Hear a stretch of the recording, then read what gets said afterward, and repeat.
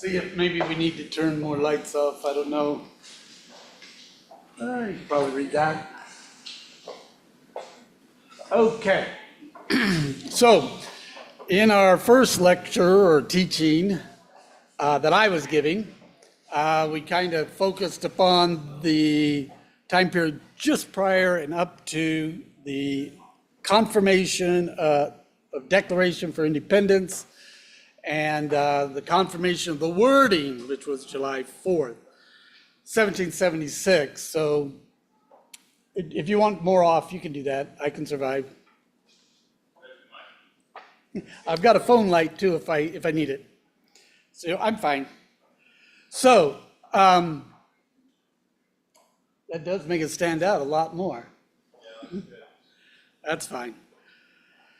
All right, and so that's where we left it. And we're going to get into the wording, but just prior to doing that, whenever you make assertions of the fact that America was founded a Christian nation, or that the Christianity in the Bible had a great influence upon our founding, there are those that criticize that. And typical criticisms include, I'm not going to go through them all, we're just going to touch on three. Well, not everybody was a Christian, okay? In fact, they try to point out certain particular individuals that are questionable or not.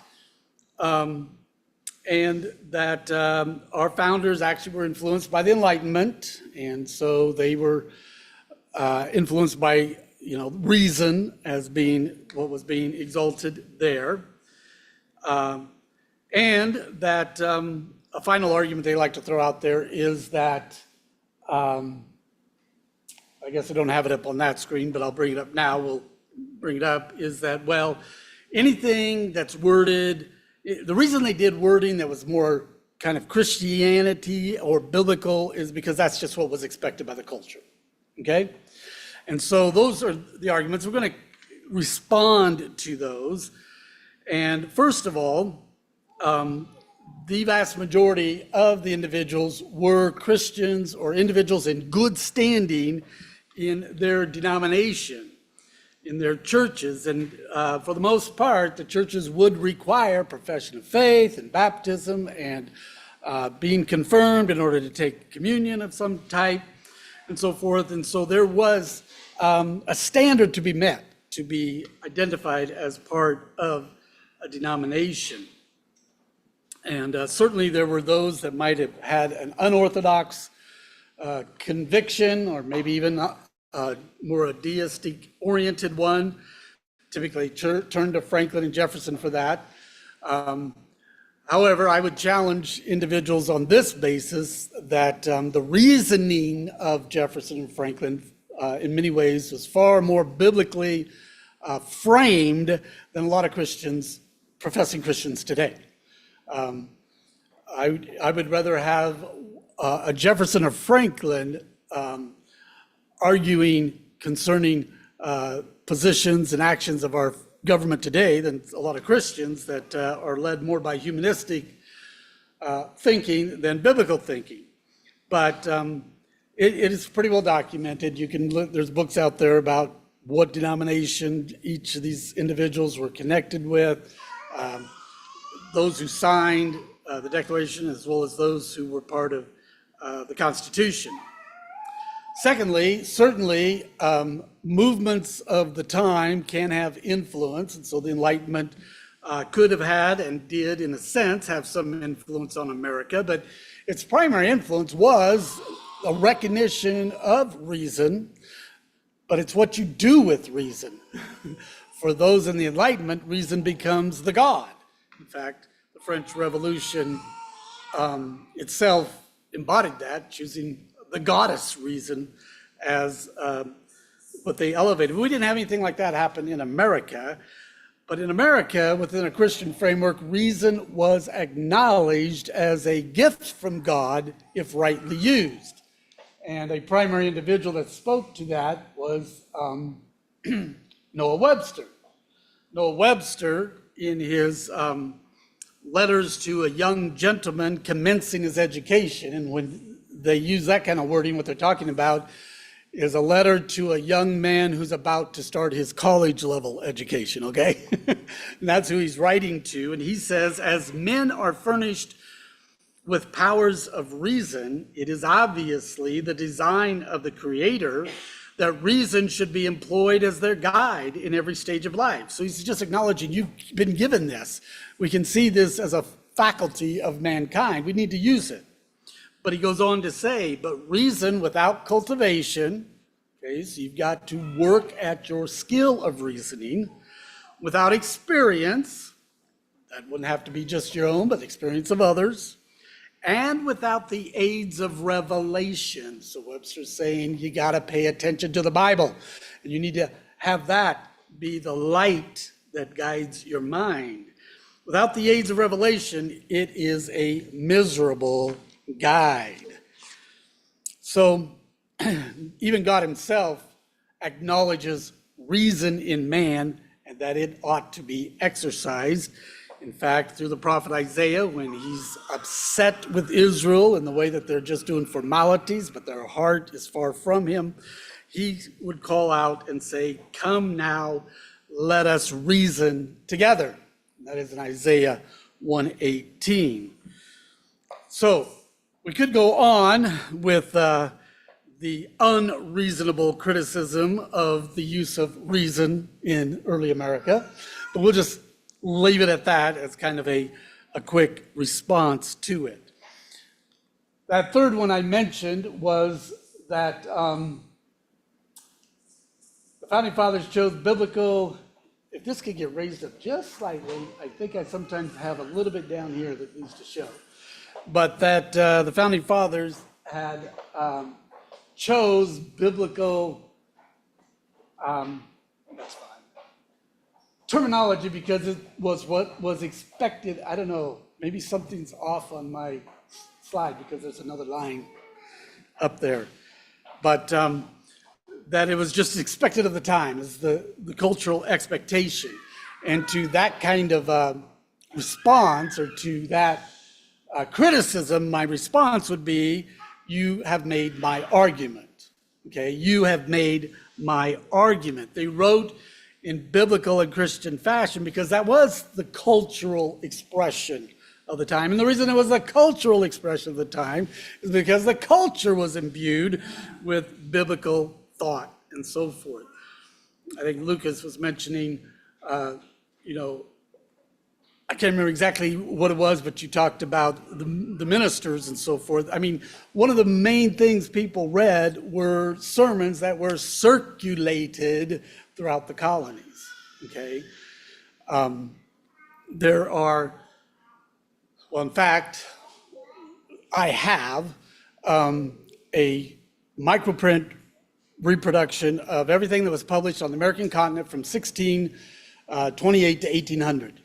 And the vast majority of it is what they call broadsides and, just sermons that were published and circulated. That's the way the people communicated with one another. And that biblical thought became prominent in America. And so, yes, they wrote that way because that was how the culture was. Now, just because the individual might question some cardinal doctrines like the deity of Christ or something like that, but yet would not violate the cultural mandate, doesn't mean that these things weren't biblically oriented. He knew that was how the thought needed to be expressed. Okay, so as we move toward the Declaration of Independence, let me just give you a couple of resources that you can search out. They're out of print. Unfortunately, this was out of print for the 250th. And that's Defending the Declaration by Gary Amos. It directly is a treatise arguing some of the key phrases of the Declaration being biblically rooted and giving the historical root of it as opposed to Enlightenment or Greek philosophy type of influence that some would argue. And then not pictured is this work by Herb Titus the Declaration of Independence, the Christian Legacy. And that one's going to be really hard to find. You might actually find it in more of an article form or a condensed article form somewhere. It was self-published by Herb Titus. He's no longer with us, but Herb Titus was a leading constitutional attorney out of Virginia, kind of like a John Eidsmoe type. And that was a work that he wrote on the Declaration. So some of my ideas are drawn from that as well as my own research. Now, as we move into the Declaration, what I'm wanting to do is identify biblical principles found in the Declaration, in the expressions. First of all, I guess I have up here, here's some other works that are available and I could actually get for you. The Christian Life and Character of the United States is a tremendous tome on the Christian influence on America from its founding up even into the 1800s. The United States, a Christian Nation, was written by Justice Brewer, who wrote the opinion for the United States versus the Holy Trinity, which they researched America's historic documents and events and activities and declared the nation a Christian nation. That was in 1892, and he went on a lecture tour, and that's a collection of his 3 lectures. And then the New England Pulpit in the American Revolution is just that. It talks about the impact and influence of the ministers on the American Revolution.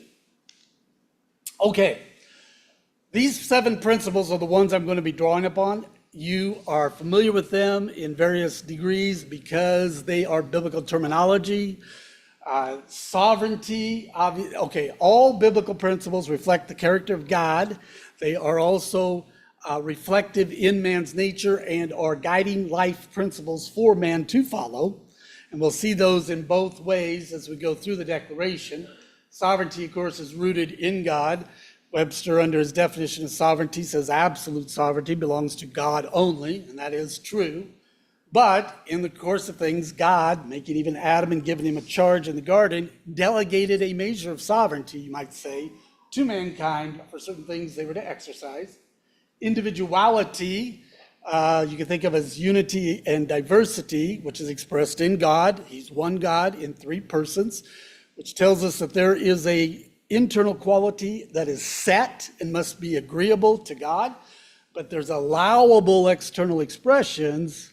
They are bounded. God is not one and infinite in number. He is 1 and 3, and mankind is made male and female, and different things like this show the boundaries of diversity that are acceptable within God.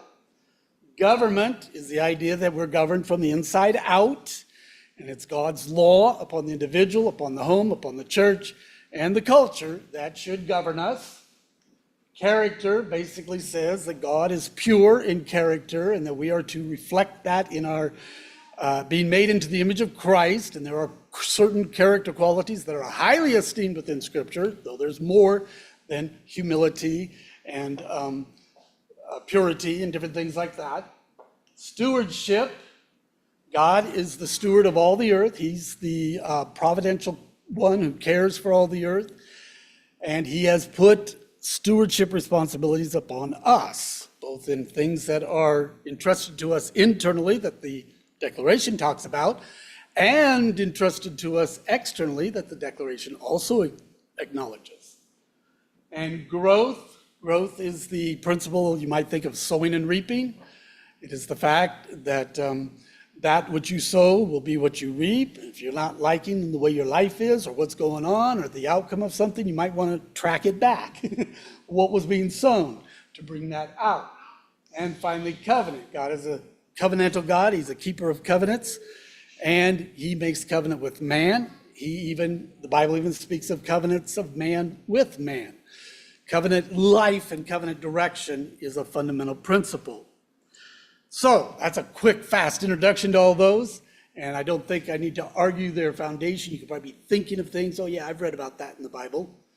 And many of these are going to be reflected in our Declaration of Independence. So as we move into that, the first clear reference of, you can have your declaration to reference as well.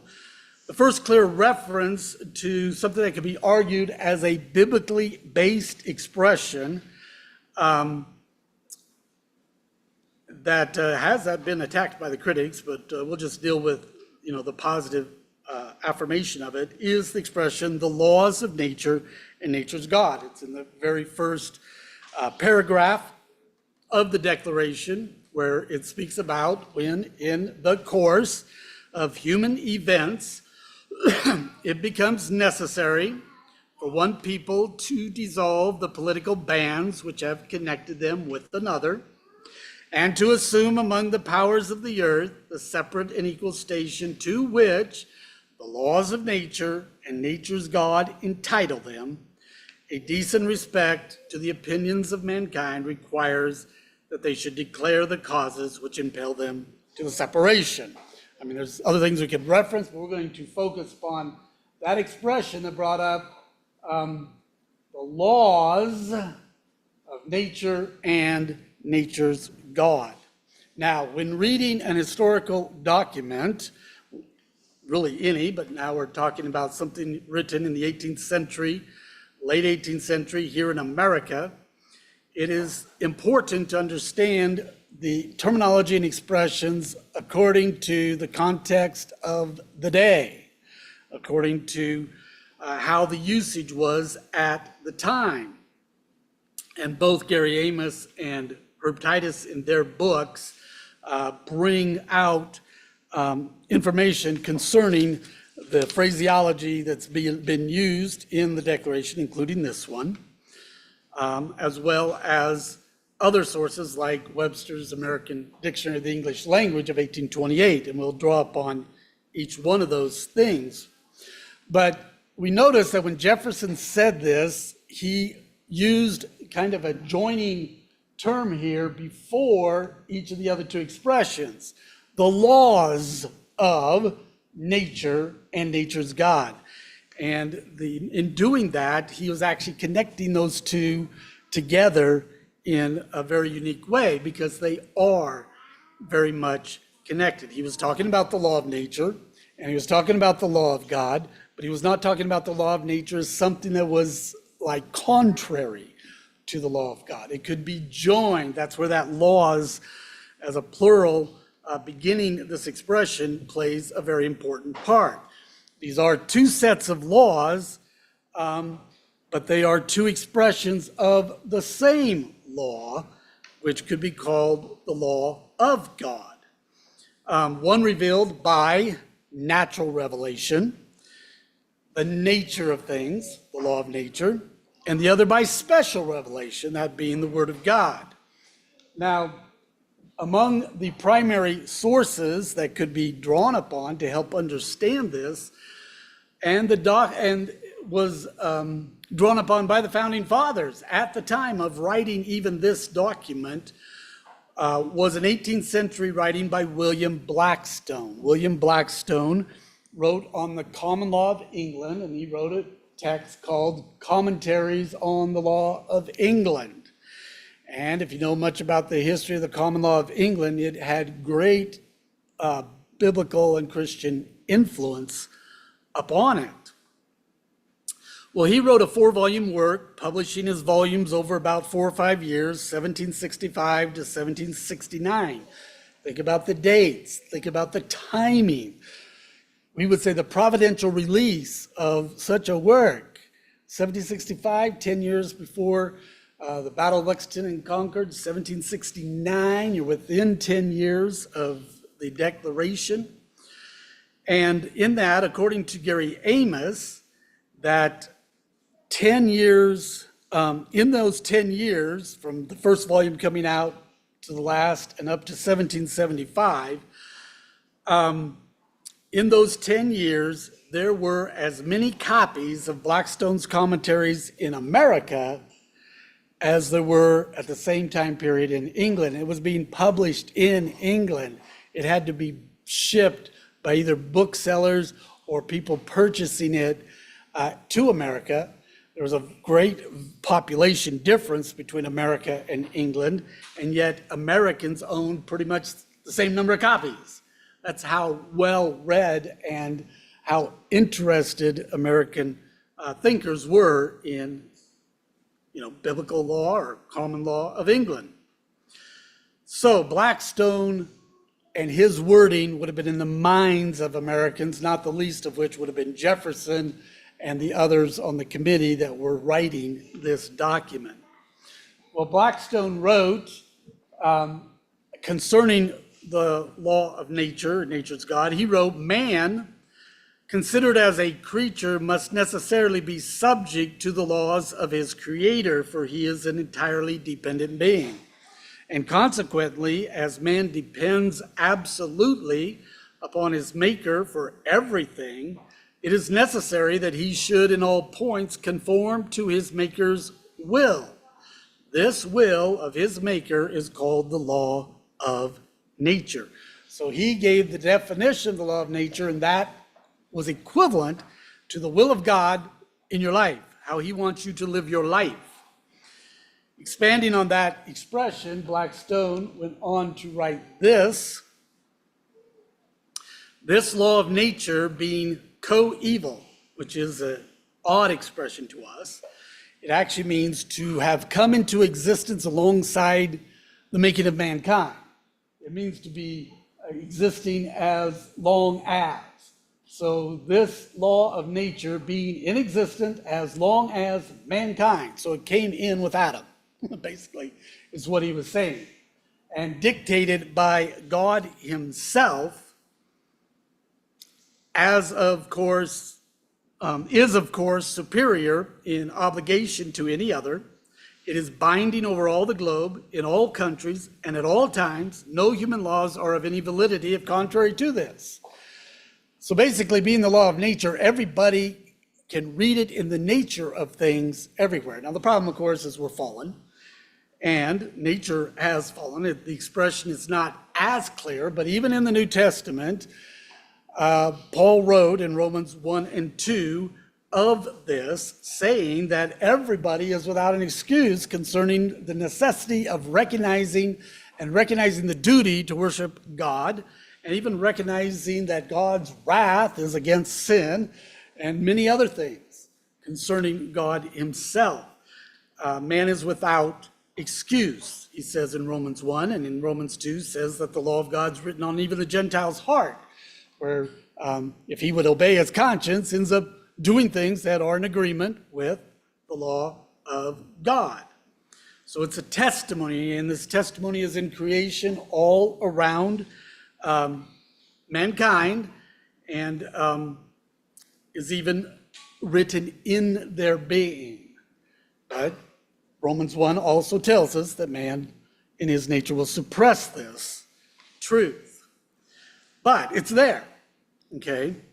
Noah Webster, in his original American Dictionary of the English Language, came out in 1828, so you're talking 50 years since this was written in 1776, and Webster knew, he was young. I don't know exactly when he was born. He definitely was born after this, but he grew up knowing many of these key people. In fact, at the time of the Constitutional Convention in 1787, or just prior to that, Webster actually writes a draft of what kind of constitution America should have and hand delivers it to George Washington, okay?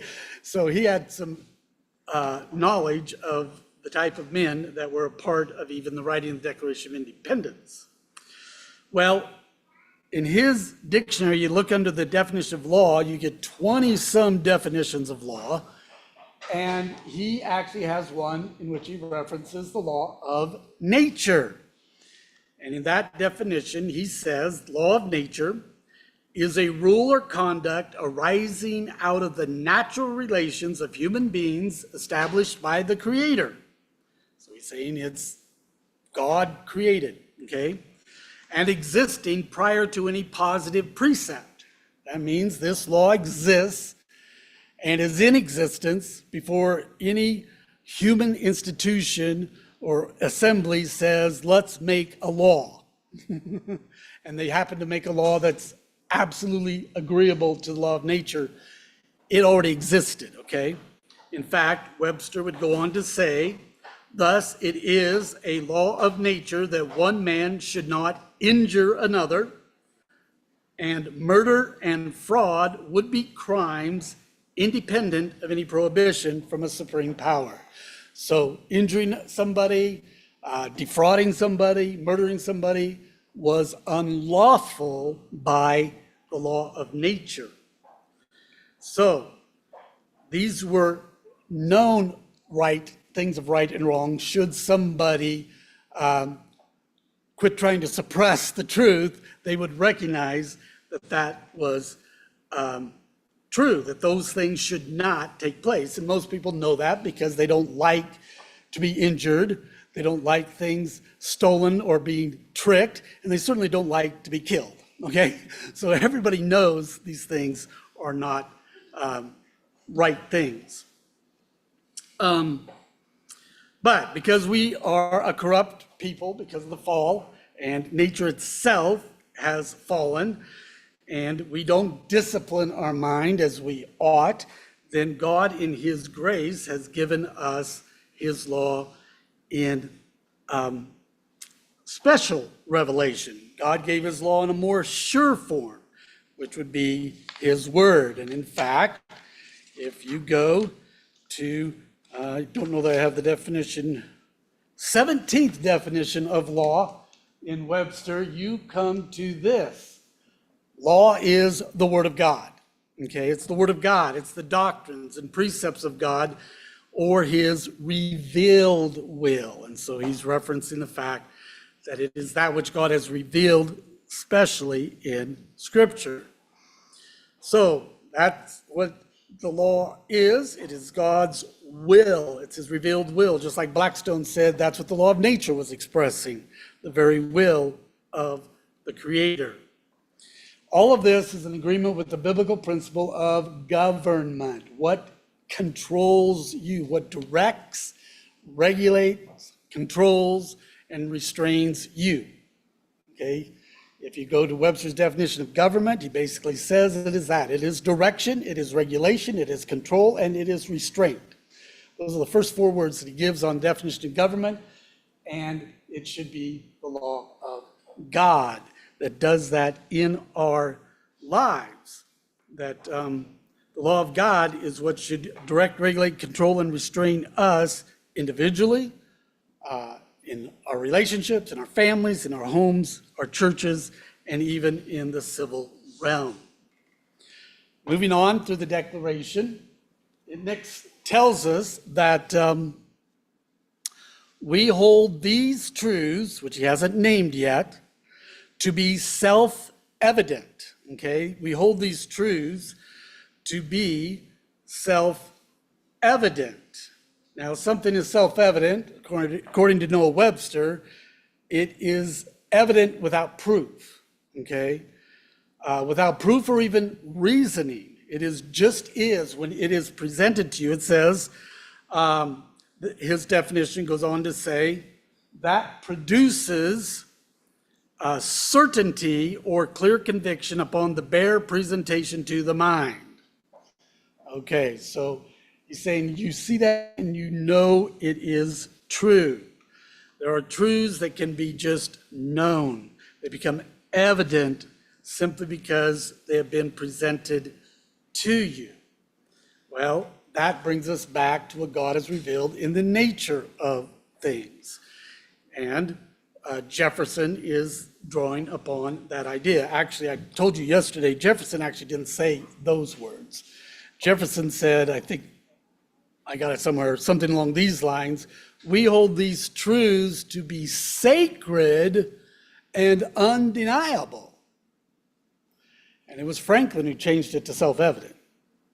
He actually presented his writing to Franklin and Adams first, and they made the changes in these lines that we're dealing with here, kind of refining and so forth, and probably thought self-evident was a little more crisp in expression, but it does leave out something, I think. sacred and undeniable, self-evident. But anyway, outside of that, this is what came forth. And it again kind of drives us back to the fact that God as our creator has expressed to us his will concerning things, and it's rooted in that which, how we have been made and the law of nature. And so it's a continued expression of the biblical principle of government. But what is deduced to be self-evident? What is deduced to be self-evident? Well, here, the reasoning of our founders and of Jefferson and Franklin and Adams in particular, since they worded this, but the other committee agreed, and the greater body, is coming out of what we would call the biblical principle of individuality, the uniqueness of mankind, the uniqueness of mankind. The biblical principle of individuality holds that internally, in our essence, we are equal, okay? All mankind is equal internally in their essence because we're made in the image of God. And Jefferson says that. As we read in the Declaration, we hold these truths to be self-evident. It's just seen when you look upon each individual, that all men are created equal. Okay, now we got to keep in mind, and I've already touched on it, how they are equal. It's not an equality that is imposed by government, taking from the haves and giving to the have-nots type of exercise. It is how you're created. And so human value, based on being made in the image of God, is equal across the board. The principle does not hold simply to a concept of unity or equality being internally, and that's it. The biblical principle of individuality also says that externally there is a diversity amongst us. A diversity amongst us, both in how we are created, but also in many other things: interests, abilities, personalities, talents, and callings. To name a variety of areas in which diversity expresses itself. And what we need to keep in mind that when we used to be able to use the word diversity and not have our brains go to the way modern usage of it is now, we could say external unique aspects of each one of us, if you want to not use the word diversity, but there's a proper diversity. But there's a humanistic individualism. And individualism, I was once read or told or heard at a lecture that ism basically means kingdom, and the individualism is a kingdom of the one, of the individual, where they say, I will live my life my way. But that's not biblical individuality. Individuality is recognizing the uniqueness of each individual under God, and because God has different callings upon individuals, they fulfill a purpose in the world in a different sense than you or I might. But if one exercises their individuality in such a way that they're governed by the law of nature and the law of God, then they follow the will of God and they express a truth and bear a witness to God, and they fulfill their purposes in Him. In the law of nature and in the law of God, there are certain things declared about diversity that has boundaries. I've mentioned it before, but I'll use it here as an example again. The law of nature and the law of God declare that there's only male and female, okay? There's only male and female, and to attempt to exercise your life in such a way that you deny that truth, then is to violate, is to step outside the boundaries of acceptable individuality, godly diversity, and is to violate the law of nature. In fact, it used to be that legal thought